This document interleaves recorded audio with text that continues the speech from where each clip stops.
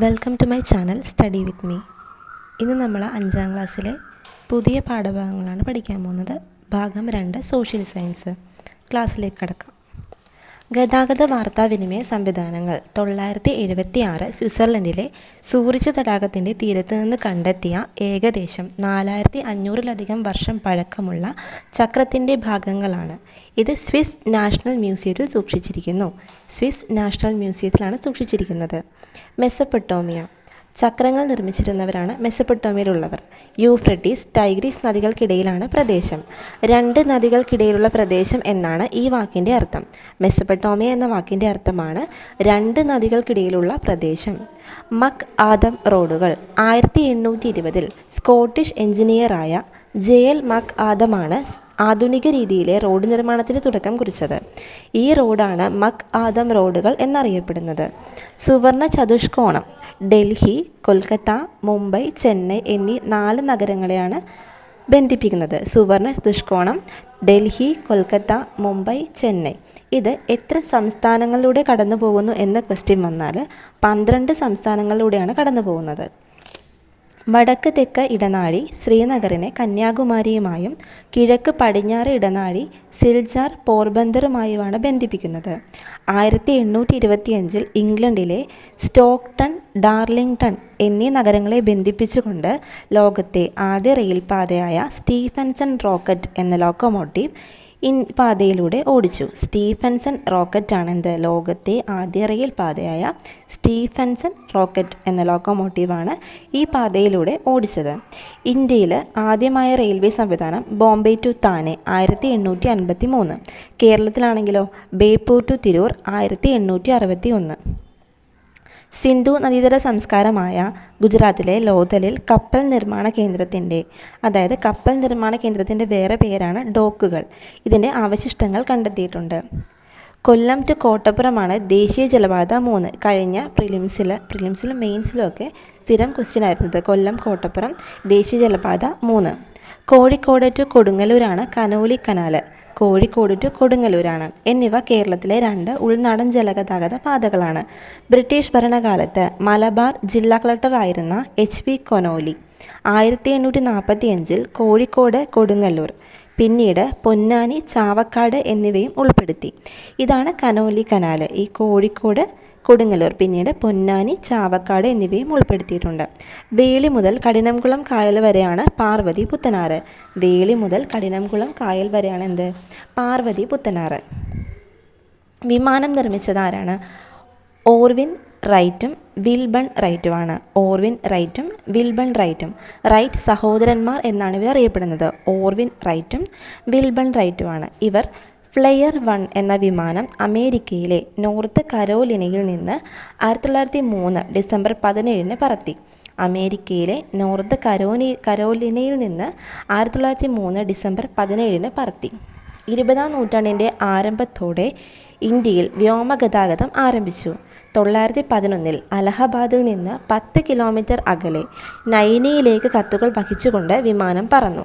1911-ൽ അലഹബാദിൽ നിന്ന് 10 കിലോമീറ്റർ അകലെ നൈനിയിലേക്ക് കത്തുകൾ വഹിച്ചുകൊണ്ട് വിമാനം പറന്നു. 1912-ൽ ഇന്ത്യയിലേക്ക്. 1932-ൽ ടാറ്റ എയർലൈൻസ് കറാച്ചി ടു മുംബൈ. ഇതാണ് ആദ്യ സർവീസുകൾ. ജസ്റ്റ് ഒന്ന് അറിഞ്ഞാൽ മതി. ഇന്ത്യയിലെ ആദ്യ വിമാനത്താവളം മുംബൈ ജുഹുവിലാണ്. അപ്പോൾ ഇന്ത്യയിലെ ആദ്യ വിമാനത്താവളം ഏതാണ്? മുംബൈയിലെ ജുഹുവിലാണ്. ഓക്കെ. 5000 വർഷങ്ങൾക്ക് മുമ്പാണ് എഴുത്തുവിദ്യ കൊണ്ടുവന്നത്. 5000 വർഷങ്ങൾക്ക് മുമ്പാണ് എഴുത്തുവിദ്യ വന്നത്. സുമേറിയക്കാരാണ് ആദ്യമായി എഴുത്തുവിദ്യ ആരംഭിച്ചത്. അപ്പോൾ സുമേറിയക്കാരാണ് ആദ്യമായിട്ട് എഴുത്തുവിദ്യ ആരംഭിച്ചത്. ക്യൂണിഫോം എന്ന പേരിൽ ഈ ലിപി അറിയപ്പെടുന്നു. ക്യൂണിഫോം എന്ന പേരിലാണ് ലിപി അറിയപ്പെടുന്നത്. ഈജിപ്തിലെ ലിപി ഏതായിരുന്നു? ഹൈറോഗ്ലിഫിക്സ് ആണ്. സുമേറിയക്കാരാണ് ആദ്യമായിട്ട് എഴുത്തുവിദ്യ ആരംഭിച്ചത്. അച്ചടി കണ്ടുപിടിച്ചത് ആരാണ്? ചൈനക്കാരാണ്. പിന്നീട് ജർമ്മൻകാരായ ഗുട്ടൻബർഗ് ഇരുമ്പ് ഉപയോഗിച്ചുള്ള അച്ചടി യന്ത്രം കണ്ടുപിടിക്കുന്നു. അച്ചടി യന്ത്രം കണ്ടുപിടിച്ചതാരാണ്? ജർമ്മൻകാരനായ ഗുട്ടൻബർഗ് ആണ്. പൂർണ്ണമായും മലയാളത്തിൽ അച്ചടിച്ച ആദ്യ പുസ്തകമാണേത്? സംക്ഷേപ വേദാർത്ഥം. ഇതും PSC ചോദിക്കുന്ന ക്വസ്റ്റ്യനാണ്. ഇത്രയേ ഉള്ളൂ 1ാമത്തെ ചാപ്റ്റർ. ഇതിൽ നമുക്ക് അറിയാൻ പാടില്ലാത്ത കുറേ കാര്യങ്ങളുണ്ട്. ഇതൊക്കെ എഴുതി നോട്ടാക്കി പഠിക്കാം. നെക്സ്റ്റ് ചാപ്റ്ററാണ് നാടറിയാം. പച്ചയാം വിരിപ്പിട്ട സഹ്യനിൽ തലവെച്ചും. ഇതൊരു പദ്യമാണ്. അത് എഴുതിയത് വള്ളത്തോളാണ്. മാതൃവന്ദനം എന്നൊരു കൃതിയിൽ നിന്ന് എടുത്തതാണ് ഈ ഒരു ലൈൻസ്. ഇനി ഞാൻ ഒഴുകട്ടെ ഹരിതകേരളം മിഷൻ്റെ ഭാഗമായിട്ടുള്ളതാണ്. ഇനി ഞാൻ ഒഴുകട്ടെ. മാലിന്യമുക്തം നവകേരളം തദ്ദേശ വകുപ്പിൻ്റേതാണ്. തെളിനീരൊഴുകും നവകേരളമോ അതും തദ്ദേശ വകുപ്പിന് കീഴിലുള്ള ഒരു പദ്ധതിയാണ്. ജൽ ജീവൻ മിഷൻ അത് കേന്ദ്ര ഗവൺമെൻറ്റിൻ്റെതാണ്. ജൽ ജീവൻ മിഷൻ ആരുടേതാണ്? കേന്ദ്ര ഗവൺമെൻറ്റിൻ്റെതാണ്. 2019 നമ്മുടെ കവളപ്പാറയിൽ ഉരുൾപൊട്ടൽ ഉണ്ടാകുന്നത്. 2019. 2020 പെട്ടിമുടിയിലാണ്. ഈ ഒരു ചാപ്റ്ററിൽ അധികം അങ്ങനെ നമുക്ക് അറിഞ്ഞുകൂടാത്ത കാര്യങ്ങളൊന്നുമില്ല. ഇത്രയും കാര്യങ്ങളാണ്. അടുത്ത ചാപ്റ്ററാണ് തുല്യതയിലേക്ക്. മിശ്രഭോജനം നമുക്കറിയാം അല്ലേ? മിശ്രഭോജനം ആരാ സംഘടിപ്പിച്ചത്? സഹോദരൻ കെ അയ്യപ്പനാണ്. 917 അത് ഫെമിലിയറാണ്. 917. എന്നാൽ മെയ് 29 എന്നൊരു ഡേറ്റ് SCERTയിൽ കൊടുത്തിട്ടുണ്ട്. അതൊന്ന് പഠിച്ചേക്കാം. മെയ് 29 എറണാകുളം ചെറായിലെ സഹോദരൻ അയ്യപ്പൻ മിശ്രഭോജനം സംഘടിപ്പിക്കുന്നത്. മഹാത്മാഗാന്ധി ദേശീയ ഗ്രാമീണ തൊഴിലുറപ്പ് പദ്ധതി ഗ്രാമീണ മേഖലയിൽ അധിവസിക്കുന്ന ഏതൊരു കുടുംബത്തിനും ഒരു സാമ്പത്തിക വർഷം 100 ദിവസത്തിൽ കുറയാത്ത അവിദഗ്ധ കായിക തൊഴിൽ ഉറപ്പാക്കുന്നു. അപ്പോൾ അവിദഗ്ധ കായിക തൊഴിലാണ് എന്ത് ഉറപ്പാക്കുന്നത്. 18 വയസ്സിന് മുകളിലുള്ളവരാണ് ഗുണഭോക്താക്കൾ. 18 വയസ്സിന് മുകളിലുള്ളവരാണ് ഈ മഹാത്മാഗാന്ധി ദേശീയ ഗ്രാമീണ തൊഴിലുറപ്പ് പദ്ധതിയിലെ ഗുണഭോക്താക്കൾ. കേന്ദ്ര സംസ്ഥാന സർക്കാർ ആവിഷ്കരിച്ച് നടപ്പിലാക്കുന്നു. ഇത് കേന്ദ്രവും സംസ്ഥാനവും കൂടിയാണ് എന്ത് ചെയ്യുന്നത്? ആവിഷ്കരിച്ച് നടപ്പിലാക്കുന്നത്. ഇത്രയുമാണ് മഹാത്മാഗാന്ധി ദേശീയ ഗ്രാമീണ തൊഴിലുറപ്പ് പദ്ധതിയുമായിട്ട് ബന്ധപ്പെട്ടത്. ലൈഫ് മിഷൻ ഭൂരഹിതർക്ക് അല്ലെങ്കിൽ ഭവനരഹിതർക്കും ഭവനം പൂർത്തിയാകാത്തവർക്കും വാസയോഗ്യമല്ലാത്തവർക്കുമാണ് ഇതിൻ്റെ ഒരു ഉപയോഗം കിട്ടുന്നത്. കാരണം ഇതെല്ലാം പഠിക്കുക. ഭൂരഹിതരുണ്ടാവും, ഭവനരഹിതരുണ്ട്, ഭവനം പൂർത്തിയാകാത്തവരുണ്ട്, വാസയോഗ്യമല്ലാത്തവരുണ്ട്. ഇതും കേരള സർക്കാരും കൂടി ക്ലബ് ചെയ്ത് സംയുക്തമായിട്ട് നടപ്പിലാക്കുന്നൊരു പദ്ധതിയാണ്. തീരമൈത്രി എന്ന് പറയുമ്പോൾ എന്തായിരിക്കും? മത്സ്യത്തൊഴിലാളി കുടുംബങ്ങളിലെ വനിതകളെ സംരംഭകരാക്കി സമൂഹത്തിൻ്റെ മുൻധാരയിൽ എത്തിക്കാനാണ് തീരമൈത്രി. കൈവല്യ ഭിന്നശേഷി ഉദ്യോഗാർത്ഥികൾക്ക് കേരള ഗവൺമെൻറ് പുനരധിവാസ പദ്ധതിയാണെന്ത്? കൈവല്യ. അവസര തുല്യത സാമൂഹിക ഉൾച്ചേർച്ചയ്ക്കാണ് ലക്ഷ്യം. അവസര തുല്യത സാമൂഹിക ഉൾച്ചേർച്ചയാണ് ലക്ഷ്യം. വിദ്യാവാഹിനി ഗോത്ര സമൂഹങ്ങളിലെ വിദ്യാർത്ഥികൾക്ക് സ്കൂളിൽ പോയി വരാൻ വാഹന സൗകര്യം ഒരുക്കുന്നു. കൊഴിഞ്ഞുപോക്ക് തടയുക എന്നതാണ് ലക്ഷ്യം. ജനനി ജന്മരക്ഷ ഗോത്രവിഭാഗം അമ്മമാർക്കും കുട്ടികൾക്കും പോഷകാഹാരമായിട്ട് ബന്ധപ്പെട്ടതാണ് ജനനി ജന്മരക്ഷ. പ്രതിഭാതീരം തീരദേശ മേഖലയിലെ കുട്ടികളുടെ പുരോഗതിയാണ് പ്രതിഭാതീരം. ഗോത്രബന്ധു ഗോത്രഭാഷയിലും മലയാളത്തിലും പരിജ്ഞാനമുള്ള യോഗ്യരായ ഗോത്രവിഭാഗക്കാരെ പ്രൈമറി സ്കൂളിൽ അധ്യാപകരായി നിയോഗിക്കുന്നതാണെന്ത്? ഗോത്രബന്ധു. അപ്പോൾ ഈ ഗോത്ര കുട്ടികളുടെ ഭാഷാ പ്രശ്നങ്ങൾ പരിഹരിക്കാനും കൊഴിഞ്ഞുപോക്ക് തടയാനൊക്കെ ഇത് ഹെൽപ്പ് ചെയ്യും. ഇത്രയും പദ്ധതികളൊന്ന് മനസ്സിലാക്കി വയ്ക്കാം. മഹാത്മാഗാന്ധി ദേശീയ ഗ്രാമീണ തൊഴിലുറപ്പ് പദ്ധതി, ലൈഫ് മിഷൻ, തീരമൈത്രി, കൈവല്യ, വിദ്യാവാഹിനി, ജനനി ജന്മരക്ഷ, പ്രതിഭാതീരം, ഗോത്രബന്ധു. അടുത്ത ചാപ്റ്ററാണ് വിണ്ണിലെ വിസ്മയങ്ങളും മണ്ണിലെ വിശേഷങ്ങളും. കോടിക്കണക്കിന് നക്ഷത്രങ്ങൾ ഉൾപ്പെടുന്ന നക്ഷത്രക്കൂട്ടങ്ങളാണെന്ത്? ഗാലക്സികൾ.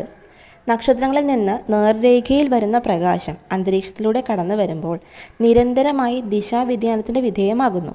അതിനാലാണ് ഭൂമിയിൽ നിന്ന് നോക്കുമ്പോൾ നക്ഷത്രങ്ങൾ മിന്നുന്നതായിട്ട് നമുക്ക് ഫീൽ ചെയ്യുന്നത്.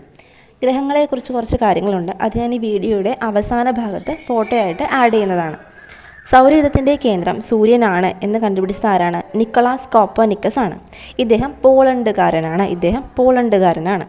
സൗരയൂഥം ഉൾക്കൊള്ളുന്ന ഗാലക്സി ഏതാണ്? ക്ഷീരപഥം അല്ലെങ്കിൽ ആകാശഗംഗ. ഇത്തരത്തിൽ കോടിക്കണക്കിന് ഗാലക്സി ചേർന്നാൽ എന്തുണ്ടാകുന്നു? പ്രപഞ്ചം ഉണ്ടാകുന്നു. വാൽ നക്ഷത്രം, ശുദ്രഗ്രഹം, കുള്ളൻ ഗ്രഹം ഇവയെക്കുറിച്ചും ചെറിയൊരു കാര്യം പഠിക്കാനുണ്ട്. അത് ഞാൻ ഫോട്ടോയിൽ ആഡ് ചെയ്യാം. ഉൽക്ക, നക്ഷത്രമാസം ഇതൊക്കെയുണ്ട്. ചന്ദ്രന് ഭൂമിയെ ഒരു തവണ വലം വയ്ക്കാനായിട്ട് 21.3 ദിവസം വേണം. ഇതാണ് ഒരു നക്ഷത്രമാസം. അപ്പോൾ ചോദിക്കാൻ സാധ്യതയുണ്ട്, ഒരു നക്ഷത്രമാസം എന്ന് പറയുന്നത് എത്ര ദിവസമാണ്? 27.3 ദിവസമാണ്. ഭൂമി ഏറെ മനോഹരവും ആശ്ചര്യജനകവുമായി തോന്നി എന്ന് പറഞ്ഞതാര്? സുനിത വില്യംസ് ആണ്. ഭൂമി ഏറെ മനോഹരവും ആശ്ചര്യജനകവുമായി തോന്നി, സുനിത വില്യംസ്. ഭൂമി ഭ്രമണം ചെയ്യുന്നത് പടിഞ്ഞാറ് നിന്ന് കിഴക്കോട്ടാണ്. ഒരു ഭ്രമണം പൂർത്തിയാക്കാനായിട്ട് 23 മണിക്കൂർ 56 മിനിറ്റ് 4 സെക്കൻഡ്. 23 മണിക്കൂർ 56 മിനിറ്റ് 4 സെക്കൻഡ്. ഭൂമി സൂര്യനെ ചുറ്റുന്നത് പരിക്രമണം ചെയ്യലാണ് അല്ലേ. 365 കാൽ ദിവസമാണ് എടുക്കുന്നത്. ഇതിൻ്റെ ഫലമായിട്ടാണ് ഋതുക്കൾ മാറി മാറി ഉണ്ടാകുന്നത്. ഭൂമി സൂര്യനെ ചുറ്റുന്നത് പരിക്രമണം എന്ന് പറയുന്നു. 365 കാൽ ദിവസമാണ് ഇതിൻ്റെ ഫലമായിട്ടാണ് ഋതുക്കൾ ഉണ്ടാകുന്നത്. ഒരു പ്രദേശത്ത് നിശ്ചിത സമയത്ത് അനുഭവപ്പെടുന്ന അന്തരീക്ഷ അവസ്ഥയെ എന്ത് പറയുന്നു? ദിനാന്തരീക്ഷ സ്ഥിതി. ദീർഘകാലമായിട്ട് അനുഭവപ്പെടുന്ന ദിനാന്തരീക്ഷ സ്ഥിതിയുടെ ശരാശരിയാണ് എന്ത്? കാലാവസ്ഥ. പാതിരാസൂര്യൻ്റെ നാട്ടിൽ എന്നത് എസ്.കെ. പൊറ്റക്കാടിൻ്റെ കൃതിയാണ്. പാതിരാസൂര്യൻ്റെ നാട് ഏതാ? നോർവേ ആണ്. അവിടെ എന്തായിരിക്കും പ്രത്യേകത? 6 മാസം പകലും 6 മാസം രാത്രിയുമായിരിക്കും. ഇവിടുത്തെ തദ്ദേശീയരാണ് ഇന്യൂട്ടുകൾ അഥവാ എക്സിമോകൾ. ഇവരുടെ വാസസ്ഥലത്തിൻ്റെ പേരെന്താണ്? ഇഗ്ലു ആണ്. ഇഗ്ലു ഒക്കെ നിങ്ങൾക്ക് ഫെമിലിയർ ആയിരിക്കുമല്ലോ. അപ്പോൾ ഇത്രയും കാര്യങ്ങളാണ് വിണ്ണിലെ വിസ്മയങ്ങളും മണ്ണിലെ സവിശേഷതകളും എന്ന് പറയുന്ന 4ാമത്തെ ചാപ്റ്ററിലുള്ളത്. അടുത്ത ചാപ്റ്ററോടുകൂടി ഇത് അവസാനിക്കും കേട്ടോ. ഇത്രയും സിമ്പിളായിട്ട് നിങ്ങൾക്ക് എവിടെ കിട്ടും?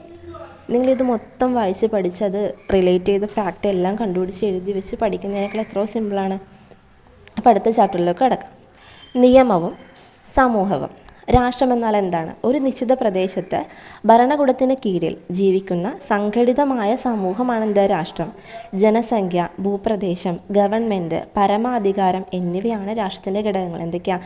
ജനസംഖ്യ, ഭൂപ്രദേശം, ഗവൺമെൻറ്, പരമാധികാരം.